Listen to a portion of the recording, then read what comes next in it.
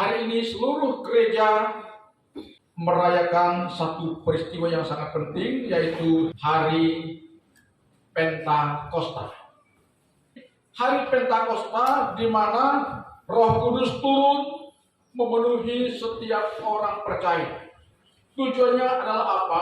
Tujuannya untuk memberdayakan orang percaya agar mesin iman kita bergerak. Hari ini saya ingin menyampaikan satu ayat kepada kita di dalam Roma pasal 8. Demikianlah sekarang tidak ada penghukuman bagi mereka yang ada di dalam Kristus. Roh yang memberi hidup telah memerdekakan kamu dalam Kristus dari hukum dosa dan hukum maut.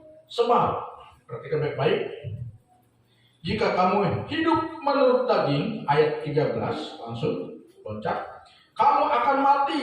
Tetapi jika oleh Roh kamu mematikan perbuatan tubuhmu, kamu akan hidup. Perhatikan baik-baik. Sebab jika kamu hidup menurut daging, kamu akan mati. Tetapi jika kamu hidup oleh Roh, kamu mematikan perbuatan tubuhmu dan kamu akan hidup. Di sini ada kata yang paling langka. Dan mungkin kita bingung kok dikatakan hidup menurut daging. Apa artinya hidup menurut daging? Hidup menurut daging artinya hidup menurut cara-cara dunia, ya, yang mengutamakan sifat kesementaraan kita ini. Itu yang dimaksud dengan menurut daging. Perhatikan baik-baik di dalam ayat 1 dari Roma 8 tadi mengatakan setiap orang yang ada di dalam Kristus tidak ada lagi penghukuman. Ya. Artinya sebenarnya kita ini sudah memiliki status bebas dari hukuman. Tetapi dalam kita memiliki status bebas dari hukuman, kita masih rentan untuk kembali terjerat hukum. Baik.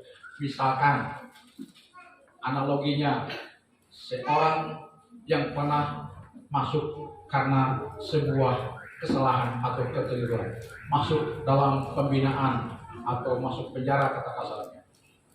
Ya. Setelah dia bebas dari penjara, apakah selamanya dia bisa bebas? Kalau dia melakukan sesuatu kesalahan, dia akan kembali berhadapan dengan hukum. Nah, kira-kira demikianlah kita, saudara. Kristus sudah membebaskan kita melalui kematiannya, melalui karyanya di kayu salib. Ya. Tetapi kalau kita kembali memberi diri kita hidup di dalam kedagingan, terjerembab dalam perkara-perkara dunia ini, arti kasarnya kita jatuh lagi ke dalam dosa, kita dicengkram oleh yang namanya hukum dosa, maka maut sedang menunggu kita. Nah, untuk mencegah inilah, saudara-saudara, untuk kita dapat menggerakkan mesin iman kita itulah, maka Bapa di sorga mengutus Roh Kudusnya kepada kita. Gereja tanpa Roh Kudus, orang Kristen tanpa Roh Kudus, maka kekristenan akan menjadi agamawi semata-mata. Kristen hanya menjadi agama, hanya ibadahnya ritual saja, tidak ada kuasanya, tidak ada perubahan hidup sama sekali. Jika kekristenan tanpa Roh Kudus, maka kekristenan itu tidak menghasilkan buah-buah pertobatan. Perhatikan di sana. Saya akan bacakan ayat buat kita. Roh yang memberi hidup telah memerdekakan kamu dalam Kristus dari hukum dosa dan hukum maut. Karena itu luar biasa Tuhan kita ketika Dia sudah naik ke surga, Dia katakan kepada murid-muridnya, jangan khawatir, sekalipun secara fisik aku tidak lagi bersama-sama dengan kalian, tetapi sesuai dengan janji kepadamu, engkau tidak akan kami buat sebagai yatim piatu. Kami akan mengirim penolong bagimu, yang akan menyertai kamu, yang akan menjadi mentor bagi kamu, yang akan menjadi pendamping bagi kamu, yang menyertai kamu, yang mengarahkan kamu untuk kamu hidup sesuai dengan perkenanan Bapa. Tujuan itu Roh Kudus, saudara. Nah, mengapa? sekarang dunia sedang ada dalam masa-masa percobaan. Kenapa?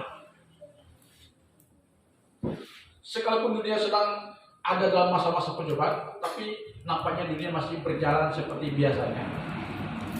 Kenapa belum terjadi hal yang sangat menakutkan umat manusia hari ini? Karena ada kuasa yang menahan. Ini sudah saya bahkan pada beberapa minggu yang lalu.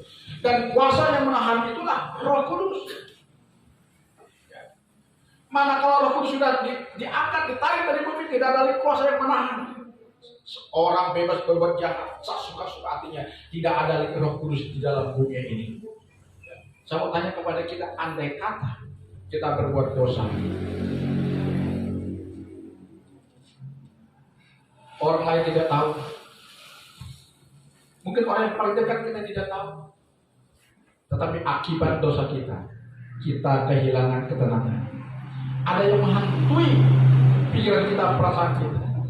Ada yang membayang-bayangi kita bahwa itu yang kita lakukan adalah salah. Nah, itu pekerjaan siapa, saudara? Itu pekerjaan siapa? Itu pekerjaan Roh Kudus. Ya. Pekerjaan Roh Kudus yang mengisahkan orang akan dosa. Dan tanpa pekerjaan Roh Kudus, buat dunia ini pasti akan kacau balau. Tidak peduli apakah dia orang percaya, orang belum percaya, Roh Kudus tetap memberikan semacam apa namanya, ya, gerakan untuk mengerai perbuatan-perbuatan dosa di dalam kehidupan umat manusia.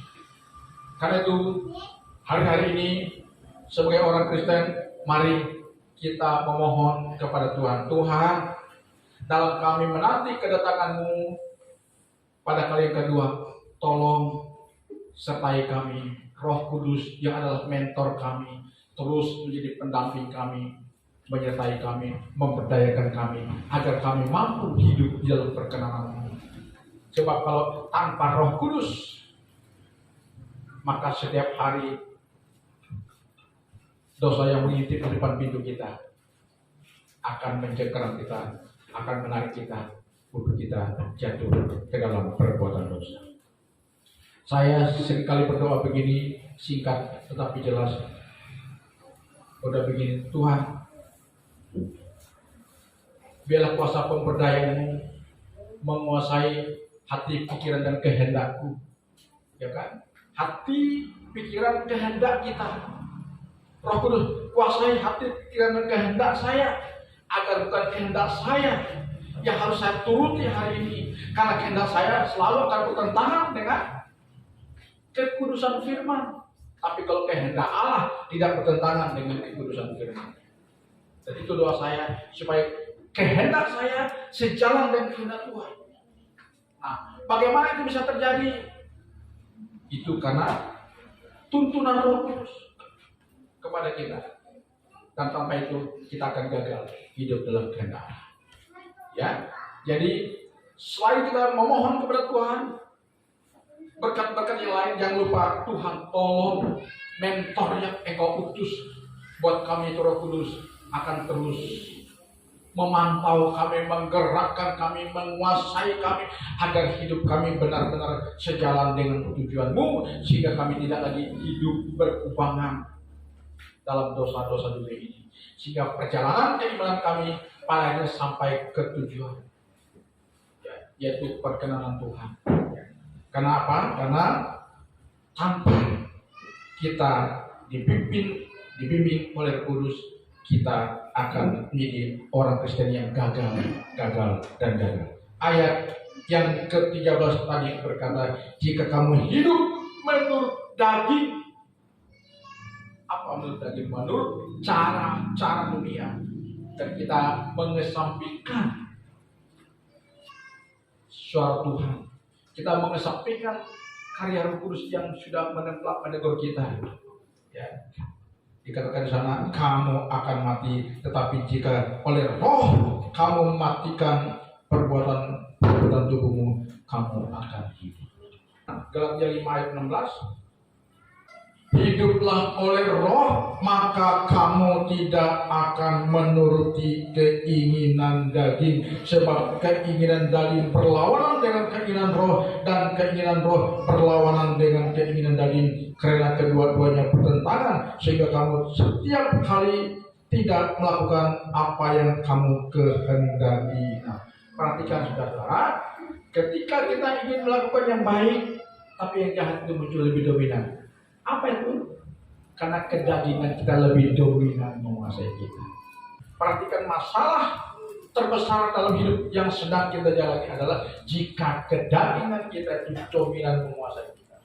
Jadi kalau kedagingan kita dominan menguasai kita, kita kesampingkan tuntunan Roh Kudus, itulah petaka dalam kehidupan.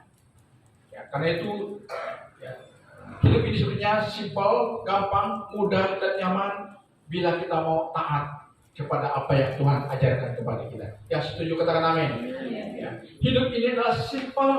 Manakala kita melakukan apa yang Tuhan ajarkan kepada kita, itulah yang mengindahkan hidup kita. Ya. Karena masalah terbesar lebih pada ego kita manusia. Ya. Jadi hati-hati ya, dan ego itu hanya bisa kita kikis melalui apa? Karya Roh Kudus yang kita inginkan. Tolong Tuhan, dengan kuasa pemberdayaan-Mu, kuasai hidup, kuasai hatiku, kuasai pikiranku, kuasai perasaanku. Biarlah seluruh keberadaan hidupku digerakkan oleh satu kuasa yang namanya Roh Kudus, supaya aku dapat hidup sesuai dengan perkenan Bapa. Dan jika kita sudah hidup sesuai dengan perkenan Bapa, kita tidak lagi berurusan dengan yang namanya dosa dan dosa. Karena kita terus diarahkan oleh Roh Kudus. Katakan amin. Dan dengan demikian saya percaya hidup ini indah. Amin. Haleluya. Kalau hidup ini indah, semuanya akan indah. Amin. Kok enggak keras ya? Kalau hidup itu indah, enak dan nyaman, semua akan indah. Bekerja kita enak, makan kita enak, tidur kita enak, ya kan? Pokoknya semua menyenangkan, ya kan? Ya, jadi sesuatu yang menyenangkan itu adalah sesuatu yang kita lakukan secara benar. Kalau ada yang salah kita lakukan, maka kita pasti mulai rasa tenang mulai tercemar. Ada noda-noda kecil di hati kita, itu akan mengganggu perasaan kita. Karena itu hari-hari ini yang kita jalani menjelang kedatangan Kristus, kita harus menjaga seluruh keberadaan hidup kerohanian kita harus selalu sehat. Katakan amin. Harus selalu sehat, dan kita harus check up terus. Dengan kita hadir beribadah, kita sedang check up rohani kita. Katakan amin. Ya. Kita sedang check up. Ya. Apakah ada saya memiliki penyakit rohani? Ya, kalau firman Tuhan menemplak kita sedang diberikan semangat antibiotik supaya dosa tidak menguasai hidup kita. Itu kira-kira demikian. Ya, jadi akhir kata, marilah hari ini kita mau berkata kepada Tuhan, Tuhan, aku sedang menanti kedatangan-Mu pada kali kedua untuk menjemput aku. Tolong aku Tuhan, Roh Kudus yang Engkau janjikan menguasai hidupku, menggerakkan seluruh keberadaan hidupku dan imanku, agar imanku tidak mati, agar imanku tidak vakum, agar imanku tidak fasih, agar imanku hidup dan terus bergerak, sehingga mesin imanku bergerak. Ada sukacita Tuhan, ya kan?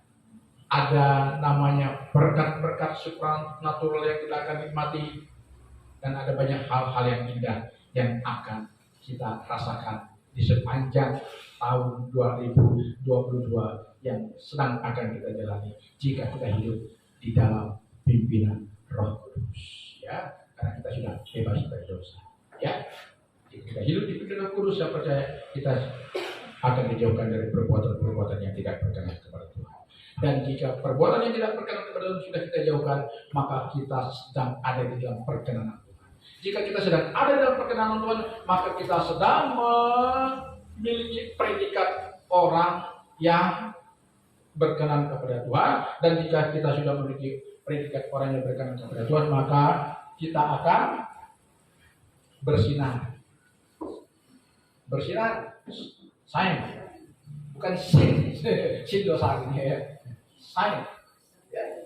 Kita akan bersinar dan jadi berkat.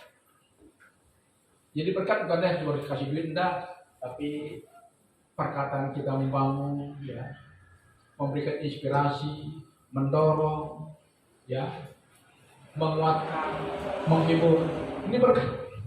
Lalu glory, memuliakan Tuhan. Tuhan dimuliakan dalam hidup kita.